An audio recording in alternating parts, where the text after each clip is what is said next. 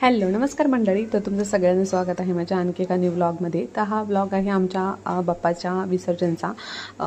गौरी गणपती विसर्जन 6 दिवसाचा असतो, त्या दिवशी आमचं विसर्जन असतो बाप्पांचं. तर त्या दिवशीचा हा व्लॉग आहे. तर आम्ही म्हणजे माझी जाऊबाईने मी आमच्या कामाला लागलो स्वयंपाकाच्या. तर जाऊबाई तिकडे आळूवड्या करायला घेतलेत आणि मी इकडे छोले शिजत ठेवलेत. आणि आम्ही दरवर्षी लॅप्सीचा नैवेद्य दाखवतो बाप्पांसाठी. तर खूप लेट झाला व्लॉग सोडायला, म्हणजे 6 दिवसाचं गौरी गणपती विसर्जन होता. तर उद्या अनंत चतुर्थी आहे, तर मी आज हा ब्लॉग सोडते. टाईमच नाही भेटला सगळं आवरावर, म्हणजे घरातलं सगळं आवरावर करायचं होतं, तर त्याच्यामुळे टाईम नाही भेटला. आणि कसं होतं, आमच्या बाप्पांचं विसर्जन झाल्यानंतर आम्ही इतर गणपतींना जातो दर्शनासाठी, त्यामुळे मग टाईमच नाही भेटला एडिटिंग करून व्हिडिओ सोडण्यासाठी. चला तर मग व्हिडिओ कंटिन्यू ठेवू पुढे.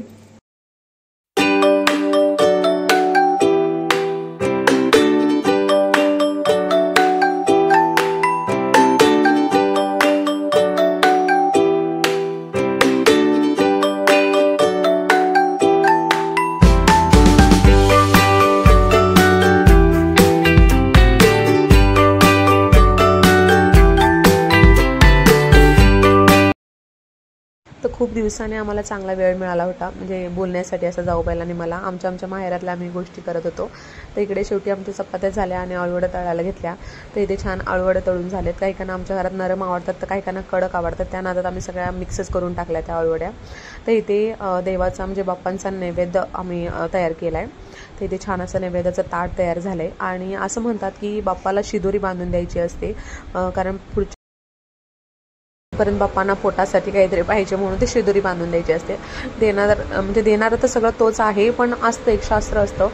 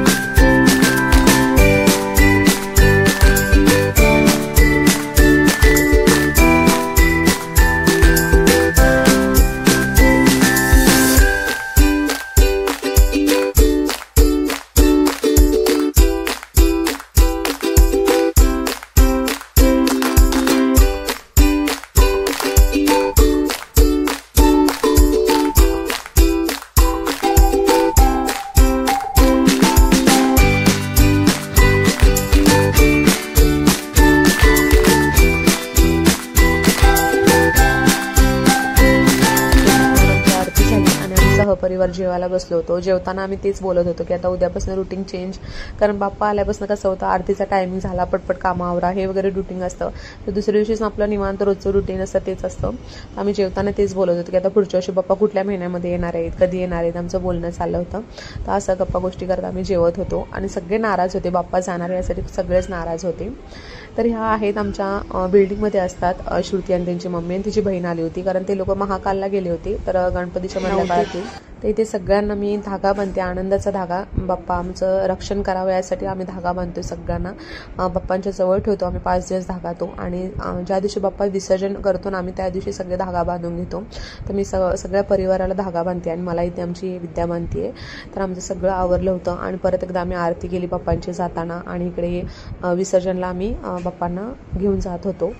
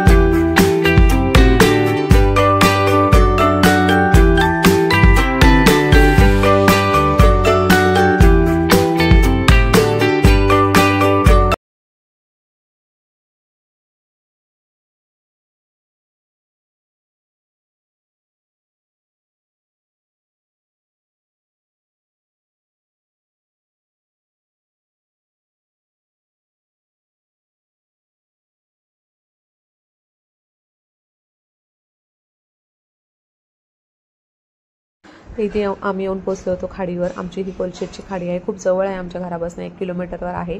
खूप लांबून लोक इथे विसर्जनसाठी येतात आणि इथे सगळ्यांचे गौरी गणपती विसर्जनचं सगळ्यांचं चाललं आहे, आरती वगैरे करायचं. खूप छान व्यवस्था केलेली असते इथे. तर इथे बघू शकता जागोजागी असे टेबल्स वगैरे लावलेले आहेत.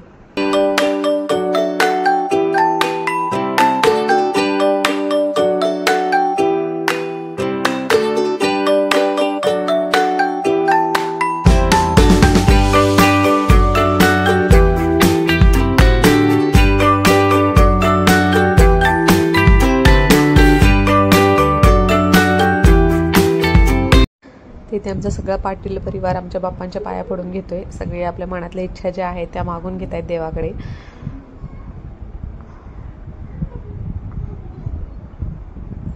तर आमच्या सासूबाई नाही आल्या, म्हणजे घरीच ठेवून आलो होतो आमच्या सासूबाईंना. घरी पण कोणतरी पाहिजे ना, घर लॉक लावून यायचं नसतं बाप्पांच्या विसर्जन दिवशी.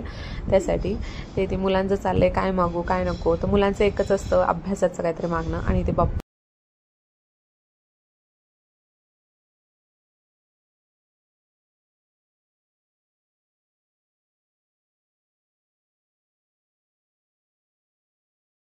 तर अशा पद्धतीने आमच्या बाप्पांचं आम्ही विसर्जन केलं. आणि हा आजचा व्लॉग इथेच संपतोय.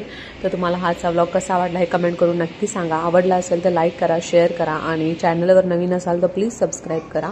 तर भेटू परत अशाच एका नवीन व्हिडिओमध्ये. तोपर्यंत बाय बाय.